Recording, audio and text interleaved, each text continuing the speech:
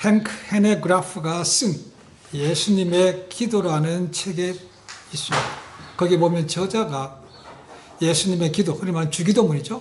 그걸 가지고 풀어서 한 가운데 이런 구절을 핵심적으로 전하고 있습니다. 그 기도에 이런 말씀이 있죠. 우리를 시험에 들게 하지 마옵시고 다만 악에서 구하옵소서. 이 말씀을 주의하라는 것입니다. 그러니까 보면 귀신의 왕인 바알세불이 이세벨세불이라고 하는 귀신에게 보내는 상상의 편지를 기록한 것입니다. 어떻게 보면 C.S. 루이스가 썼던 스크루테이프의 편지와 아주 유사한 내용입니다. 이게 오늘 주시는 말씀과 아주 적합한 말씀입니다. 한번 들어보시기 바랍니다.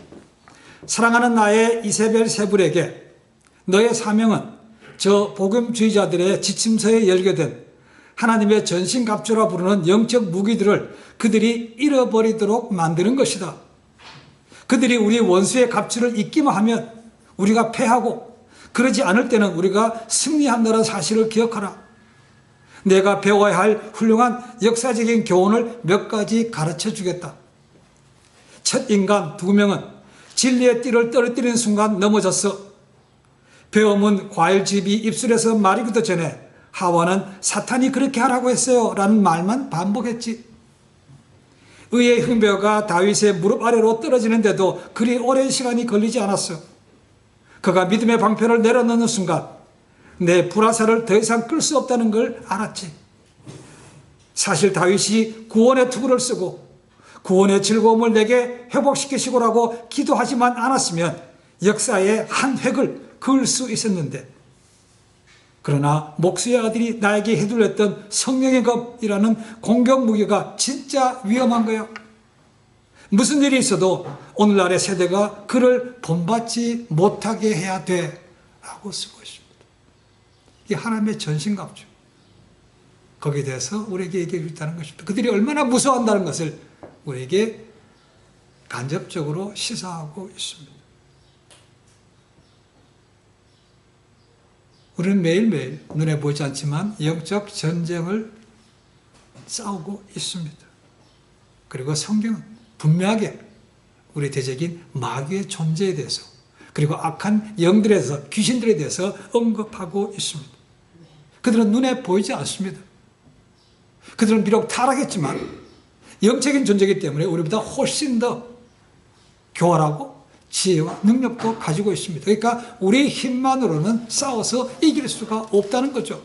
그렇기 때문에 하나님을 의지하라고 말할 수 있는 거고, 하나님의 전신갑주를 입으라고 말하고 있는 거죠. 에덴 동산에서 시작해서 지금까지 사탄은 하여간 다양한 방법으로 간교한 꾀를 지금도 개발하고 있습니다. 무조건 찔러봅니다. 그렇죠? 넘어지면 다행이고, 안 넘어지면 또 찔릅니다. 절대로 마귀는 포기하지 않습니다. 하나님께서 아담에게 말씀을 주셨지만 하와는 아담으로부터 말씀을 건네받았습니다. 그러니까 그 약한 걸 안 것이죠. 무슨 말을 하면 넘어갈지 알기 때문에 하와에게 말로 꼬셨다는 겁니다. 괜찮아. 하나님의 마음에 합한 자였던 다윗의 아킬레스건이 무엇인지도 알고 있기 때문에 그를 찌르니까 그냥 넘어졌다는 겁니다. 그 불화살에 그냥 넘어졌다는 겁니다. 이런 역사적인 사실을 알고 계시던 주님은 제자들에게 우리에게도 기도를 가르쳐 주십시오라고 할 때 기도를 가르쳐 줬습니다. 그것이 우리가 알고 있는 주기도문입니다. 거기 나온 게 그거 있죠, 그죠? 우리를 시험에 들게 하지 마옵시고 다만 악에서 구하옵소서라고 말하고 있다는 겁니다. 시험에 들게 하지 마옵시고, 이 시험이라는 것이 지금 우리가 말하고 있는 영적 전쟁인 거죠. 사도 베드로는 악한 마귀를 우는 사자라고 표현했습니다. 어거스틴은 하나님을 흉내내는 자라고 표현했습니다. 종교학자 루터는 하나님의 마귀라고 표현했습니다. 그리고 바울은 공중 권세 잡은 자, 그리고 광명의 천사라고 표현했습니다. 광명의 천사입니다. 마귀가 그렇게 다가온 데는 넘어가기가 정말 쉽지 않습니다. 분별할 수 있어야 되고 전신갑주를 입고 무장하지 않으면 진다는 겁니다. 그래서 바울은 우리에게 이 에베소 편지를 마무리하면서 마귀하고 싸울 때는 두 가지 하라고 그랬습니다. 먼저 용감해야 된다는 거죠. 벌써 붙어보기 전에 마음이 쫄아 있으면 이건 뭐 싸우나 말합니다. 그리고 전신갑주를 입으라고 말합니다. 진리의 허리띠를 띠고 의의 흉배를 붙이고 평안의 복음의 신발을 신고 믿음의 방패를 들고 구원의 투구를 쓰고 그리고 마지막에 성령의 검 말씀으로 무장하고 싸우라는 것입니다. 오늘 말씀은 이 두 가지에서 마지막 한 가지 더 중요한 비결을 우리에게 알려줍니다. 그것은 뭡니까? 그런 것을 다 걸치고 전쟁터에 나가기 전에 무릎을 꿇고 뭐 하라는 겁니까? 기도하라는 것입니다.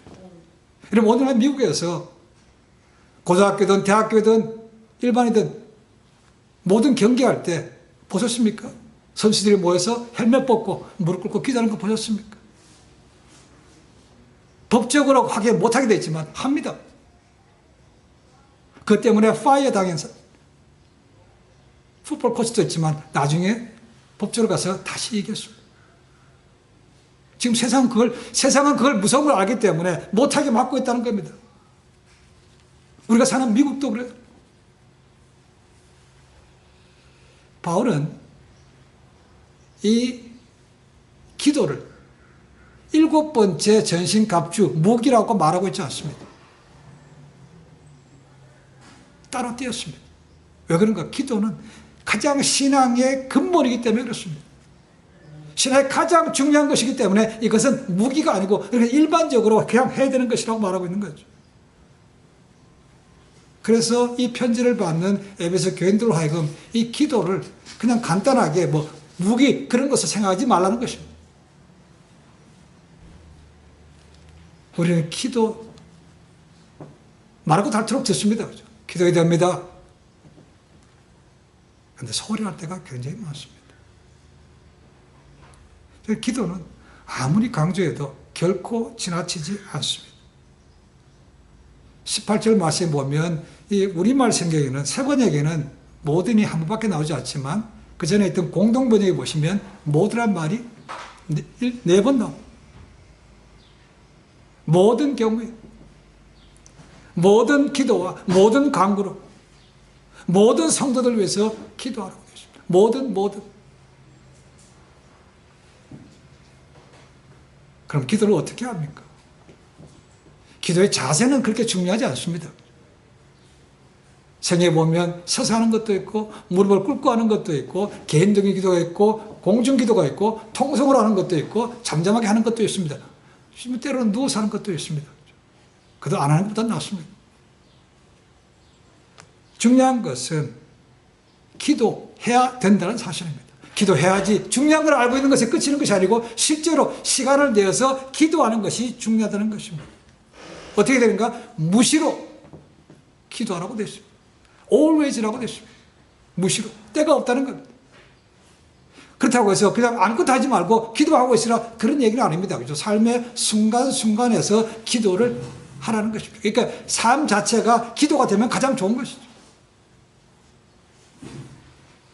유대인들은 지금도 하루 3번 정해놓고 기도합니다. 무슬림들은 하루 5번 기도합니다. 마귀는 24시간 쉬지 않습니다. 그런데 우리가 한 번도 기도하지 않는다면 이길 수 있겠습니까? 집니다.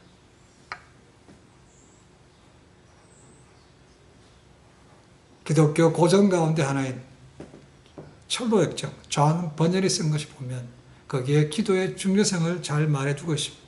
그 주인공 이름이 크리스천이 사망의 음침한 골짜기를 지날 때에 화염과 연기를 보면서 소름 끼치게 됩니다. 기가 팍 죽습니다. 그래서 모든 것을 포기하고 싶을 때 이런 말이 들립니다. 오 주여 내 영혼을 구하옵소서. 그런 상황이 절망적일 때 그냥 마음이 녹지만 그래도 불구하고 포기하지 않고 하나님께 기도해야 했더니 그 사망의 음침한 골짜기에서 벗어났다고 말합니다. 무시로 해야 됩니다. 두 번째는 성령 안에서 기도해야 됩니다. 성령 안에서 기도한다는 건 뭡니까? 성령님의 인도하심을 받는 기도라는 것입니다. 왜요? 성령께서 우리가 뭘 기도할지 모를 때 그분이 생각나게 해주시는 거죠.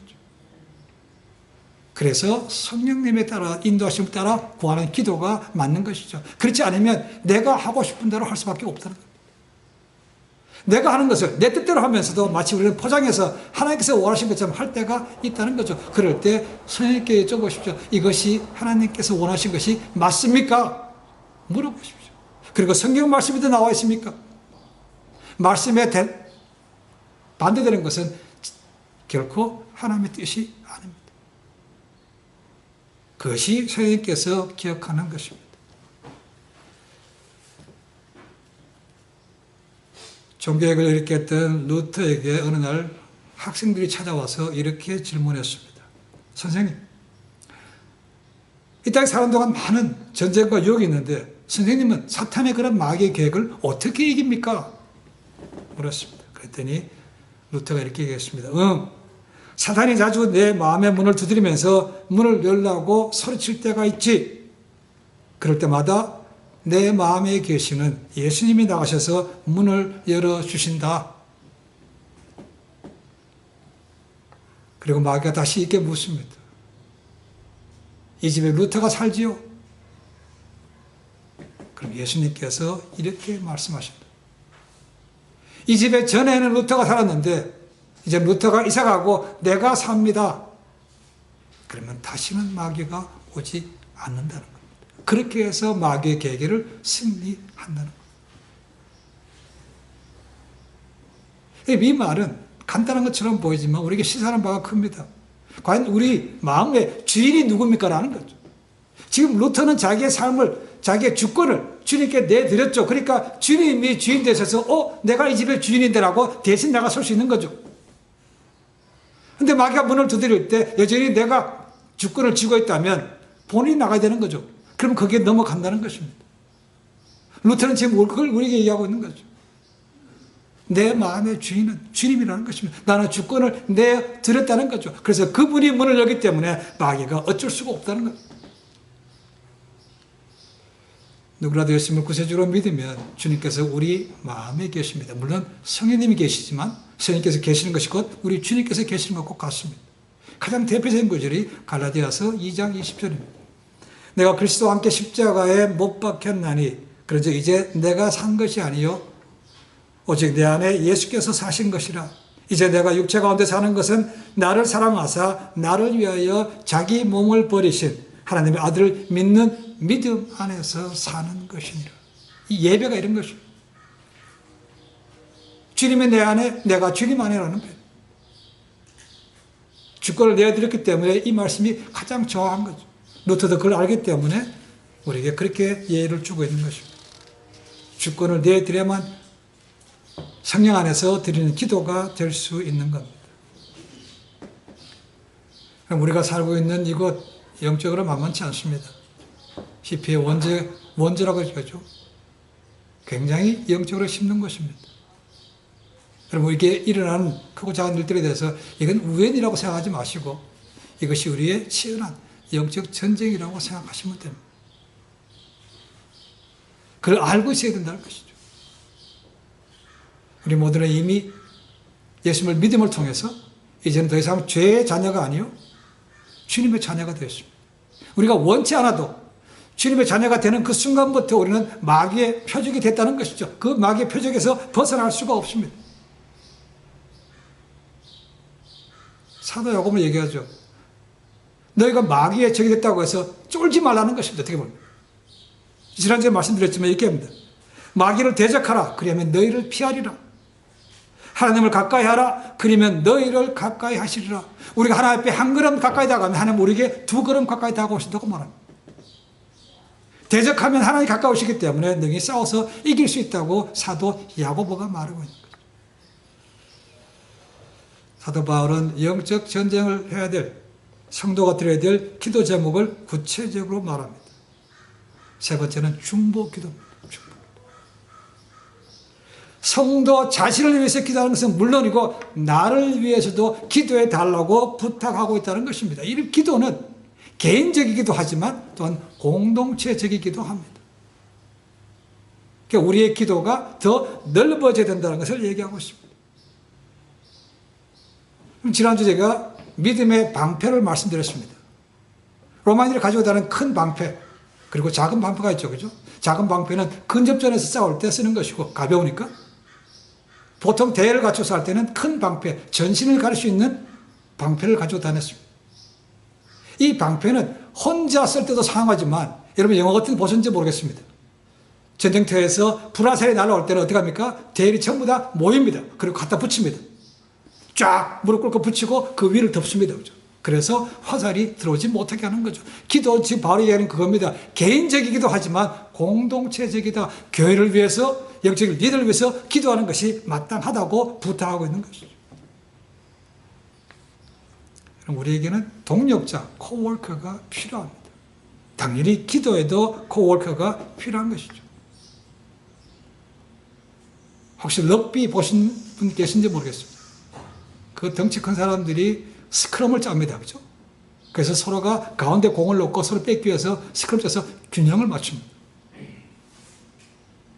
마찬가지로 바울은 개인적으로 기도할 뿐만 아니고 이 교회 공동체를 위해서도 함께 기도하는 것이, 기도하는 사람이 있어줘라는 것이, 약한 사람을 커버해주는 것이 필요하다는 것이죠.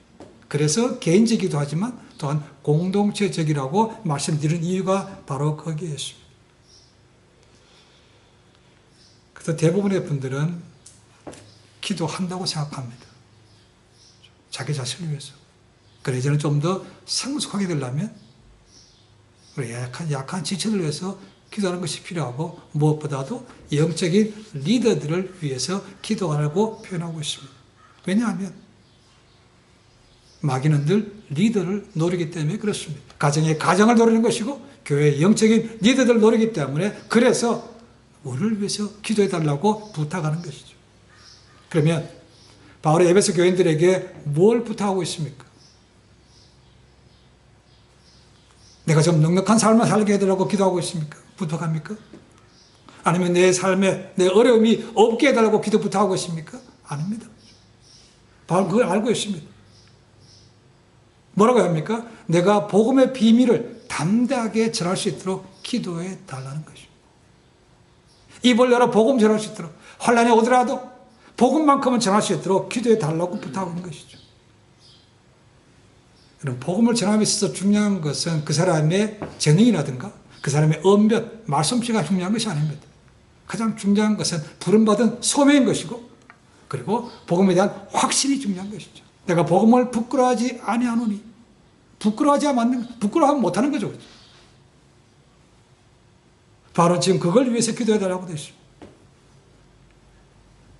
우리가 잘 아는 대로 고린도후서 11장에 보시면 바울이 복음 전하다 당했던 어마어마한 고난들이 기록되어 있습니다. 저희는 아마 그 중에 한 가지라도 된 것이 없을 겁니다. 그렇다고 해서 바울이 복음을 쉬었습니까? 그렇지 않습니다. 바울은 늘 많은 경험이 있음에도 불구하고 또다시 마귀는 자기를 노릴 것을 알기 때문에 날 위해서 복음을 담대하게 전할 수 있도록 기도에 다하고 부탁하는 것이죠. 빌립보 교회 갔을 때는 유럽 최초의 교회입니다. 갔을 때는 귀신 들린 종을 고쳐줬다가 두드려 맞고 감옥에 갇힙니다. 마술사회에 싸움도 있었고 우상을 만들어 파는 사람들부터 고발당해서 재판정에 선 적도 있습니다. 심지어는 사도행전 14장에 보시면 그 루스트라에서 복음을 전할 때 1차 전쟁 때입니다. 루스트라에서 발을 불편한 사람을 고쳐줬다가 신으로까지 불림받습니다. 바나바는 제우스요. 그의 대변인은 바울은 헐메니스라고 되어 있습니다. 대변인이라는 것이죠. 그렇게 칭함받았지만 그 모든 것들이 다 마귀가 노린 것 때문에 담대하게 거절했고 하나님께만 영광을 돌려드렸습니다. 바울은 끊임없이 영적 전쟁에 있는 것을 알기 때문에 이 에베소 교인들에게 날 위해서 기도해달라고 부탁합니다. 여러분 기도 부탁하는 거 부끄러운 거 아닙니다. 오히려 어려움이 있어 기도 부탁하지 않는 것이, 기도하지 않는 것이 부끄러운 거 아닙니까? 하나님 기도하지 않는 것은 불신이요, 교만입니다. 자기 힘으로 하는 것이죠. 그래서 결국 안 되면 하나님께 다시 마지막에, 제일 마지막에 나옵니다. 하나님은 그걸 원치 않습니다. 첫 번째로 오라는 거죠. 여러분, 기도에 대한 확신이 있습니까? 내가 구하는 것보다 훨씬 더 크고 좋은 것을 주시는 그분, 그렇게 기도는 반드시 응답된다는 확신이 있습니까? 확신을 구하지 않으면 하나님 안 합니다. 야고보는 얘기하죠. 내가 믿음으로 구하고 도무지 의심하지 말라고 되어 있습니다. 의심하면서 구하는 것들은 파도에 일려기는 물결과 같다고 되어 있습니다. 그래서 두 마음을 품은 자들에 대해서 분명히 경고하고 있습니다. 확고한 믿음, 확고한 확신을 가지고 구해야만 됩니다. 이제는 우리의 기도의 폭이, 이제는 나에서부터, 내 일에서부터, 내 가족에서부터 훨씬 더 넓어져야만 됩니다. 교회를 통해서, 우리 주변의 사람들 통해서, 나라를 위해서, 세계를 통해서 기도가 포함되어 되는 것입니다. 저는 큰 교회가 그렇다고 생각합니다. 사람이 많은 것이 큰 교회가 아니고 세상을 품고 기도하는 교회가 큰 교회라고 생각합니다. 가지는 못합니다. 그래 앉아서 얼마든지 세상을 해먹고 기도할 수 있는 것이죠. 바울이 부탁했던 것처럼 여러분의 기도에 저도 들어가 있기를 원합니다. 당연히 저도 여러분을 기도합니다. 제가 집중적으로 기도할 때가 토요일과 주일입니다. 여러분 한 분 한 분의 이름을 부르면서 기도합니다. 어떤 상황이든 이겨낼 수 있게 하시고 붙들어 주시기를, 함께 와서 예배 드릴 수 있기를 기도합니다. 그 다음에 부담이 되는 것은 말씀을 전하는 것입니다. 지금 벌써 25년 가까이 됐지만 지금도 강단에 서면 입술이 바싹바싹 마릅니다. 긴장됩니다. 제가 하나님 사역을 하면서 하나님 앞에 소원한 것이 있습니다. 하나님, 어떤 경우에도 사람을 기쁘게 하는 것이 아니고 하나님의 기쁨을 드리는 그런 말씀을 전하겠습니다라고 했습니다. 갈라디아서 보면 나옵니다. 내가 너희를 기쁘게 하랴, 내가 하나님을 기쁘게 하랴. 그래서 중요한 것은 숫자가 아닙니다. 제자입니다. 제자. 예수님 너희가 가서 성부 삼으라고 말하지 않았습니다. 제자 삼으라고 말하시는 거죠. 적더라도 강한 군사로 키우면 되는 것입니다.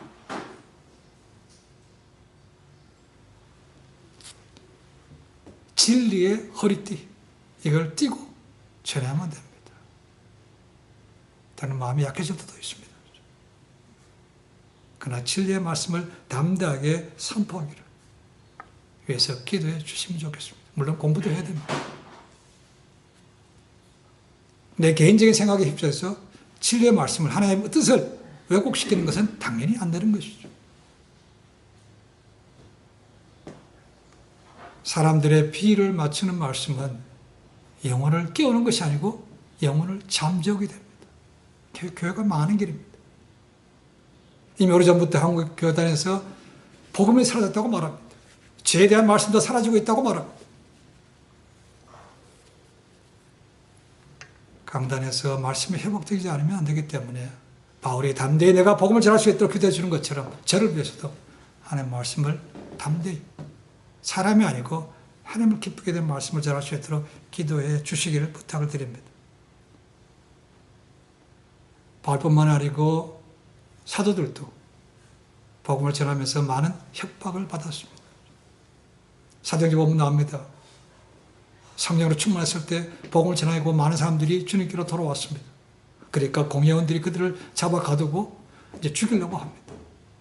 나가서 다시는 부활의 도를 전하지 마. 예수 그리스도의 도를 전하지 말라고 했습니다. 그때 사도들이 이렇게 얘기합니다. 하나님 앞에서 너희 말을 듣는 것이 하나님 말씀 듣는 것보다 옳은가 판단하라. 우리는 보고 들은 것을 말하지 아니할 수 없노라 라고 얘기합니다. 이것이 진정한 사도입니다. 부름받은 그대로 전할 수 있어야 된다는 거죠. 진리의 말씀을 전하는 것은 때로는 부담이 됩니다. 여러분도 세상에서 바르게 살다 보면 도전받습니다. 그렇죠? 손해볼 수도 있고 많은 피해 당할 수도 있습니다. 그래도 불구하고 할 수 있어야 된다는 거죠. 그걸 위해서 약함을 위해서 서로 성도를 위해서 기도하는 것이고 영적인 리더를 위해서 기도하는 것이 필요한 것이죠. 그래서 우리에게 동력자를 주신 겁니다.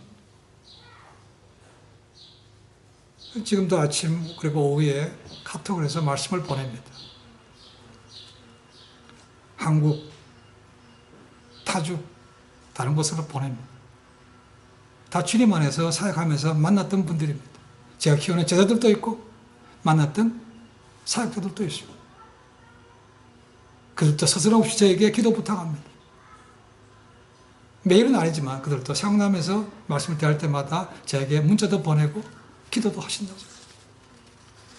그 기도는 지금까지 왔습니다. 그들에게도 기도가 필요합니다. 중국에서, 러시아에서, 터키 이런 데서 기도가 옵니다. 이 기도에 대한 말씀을 생각하다가 예수님이 왜 3년 동안 그렇게 열심히 하시는데 실패했을까? 그런 생각이 떠올랐습니다. 물론 주님은 제자들이 배반하고 도망할 거 이미 아시고 계십니다. 그래도 불구하고 마지막 길을 가실 때 베드로와 야고보, 요한 3명 특히 앞으로 불러서 날 위해서 기도해 달라고 부탁했습니다. 내가 시험에 들지 않게 해서 깨어있게 된다. 경고히 했습니다. 그죠? 그리고 3번이나 부탁했지만 그들은 그냥 찼습니다.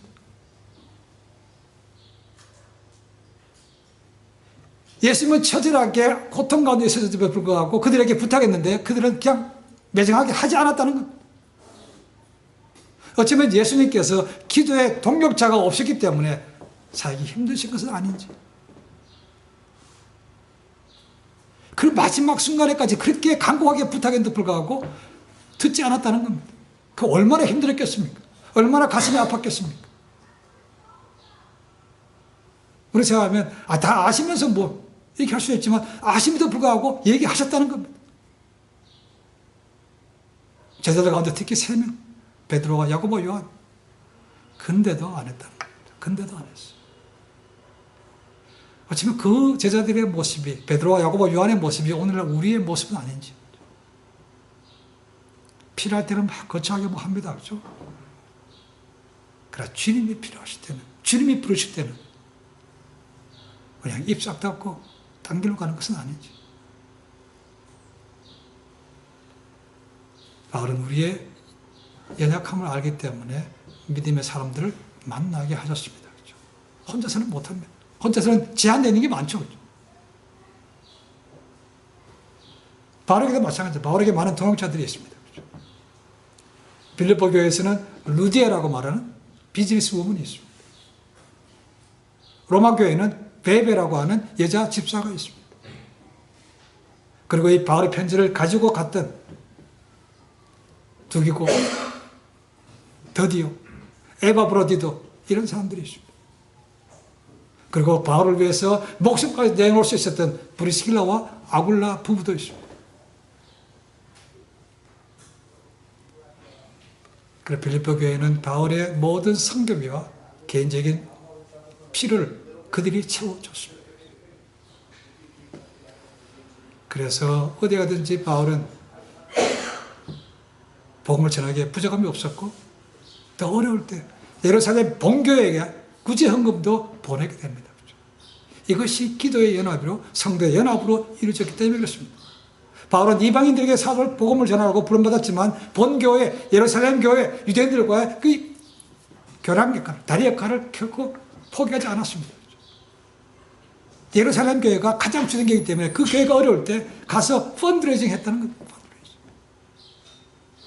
그래서 이방교회 파송받았지만 반드시 갔다 온 다음에는 본교회에 가서 선교 부업을 했습니다. 바울이 결코 이방인의 사도로 부름받았지만 동력자의 같은 일꾼이라는 것은 결코 잊지 않았다는 것입니다. 바울이 영적 정쟁을 언급하면서 기도를 부탁하는 것은 큰 의미가 있습니다. 기도는 하늘의 문을 여는 열쇠요. 기도는 하나님의 능력을 맛볼 수 있는 통로가 됩니다. 이걸 하지 않으면 결코 그런 짜릿한 것을 맛보지 못하는 것이죠. 그러니까 어려움이 당하면 여전히 혼자서 끙끙 앓다가 결국 똑같이 무너지는 것입니다. 저 뒤에 보면 항상 제가 중보기도 요청서를 내놓습니다. 저한테 적어주시면 제가 기도할 때마다 기도해 드립니다. 아까 말씀드렸지만 기도 부탁하는 것 부끄러운 거 아닙니다. 같이 이기기 위해서라는 거죠. 가장 중요한 것은 기도의 중요성을 아는 것이 아니고 시간을 내서 기도하는 것입니다. 그것이 3분이면 어떻습니까? 5분이면 어떻습니까? 무시로 성령 안에서 기도하면 우리가 영적 전쟁에서 싸워서 이길 확률이 훨씬 더 많아지는 겁니다. 우리 모두가 동역자요. 하나님께서 믿음의 가족으로 주셨음을 알고 서로의 약함을 기도로 채워주셔서 개인뿐만 아니고 우리 몸된 교회가 하나님의 복음의 사역을 잘 감당하는데 우리 모두가 함께 열심을 해서 기도하기를, 그런 공동체가 되기를 주님을 간절히 축원해 드립니다. 기도하겠습니다.